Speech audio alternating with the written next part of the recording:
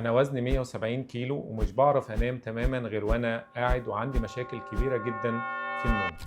أهلا وسهلا بحضراتكم، يا رب تكونوا بألف خير. أوقات كتيرة بيجي لنا مرضى في العيادة بيبقى عندهم مشاكل في التنفس، والمرضى دول دايما بيكون أوزانهم كبيرة جدا، بتوصل لأكتر من 150 كيلو، أو معدل كتلة الجسم بتاعهم ممكن يوصل ل 50 أو 60. طب ليه بيكون عندهم مشاكل في التنفس؟ أول حاجة لأن بيكون عندنا دهون حشوية كتيرة جدا، ودي بتتعارض مع وظائف التنفس. كمان بيكون عندهم دايما دهون كتيرة في منطقة الرقبة، والدهون دي عاملة ضغط على القصبة الهوائية وعاملة لهم مشاكل أثناء النوم. فالمرضى دول بيستفيدوا كتير جدا من جراحات السمنه، لان في خلال اسبوع واحد بعد العمليه وبعد نزول وزن كويس من الجسم بيقدروا ان هم يناموا بطريقه طبيعيه تماما من غير ما يحصل اي انقطاع للنفس اثناء النوم. فاحنا دايما بننصح الناس دول ان هم ما يخافوش من جراحات السمنه، ولكن بيحتاجوا تحضيرات من نوع معين. احنا لازم نمشي على نظام غذائي قبل العمليه عشان نقلل شويه من الدهون الحشويه. كمان لازم نعمل وظائف التنفس قبل العمليه عشان نطمن على وظائف التنفس، ولازم يكون فريق تخدير مدرب تماما على التعامل مع الحالات دي، وان احنا يكون متوفر عندنا ادوات تخدير متقدمه زي جهاز الفايبر اوبتيك اللي احنا بنستخدمه في الاوزان العاليه او الاوزان اللي عندها مشاكل كبيره في التنفس. شكرا جزيلا لحضراتكم.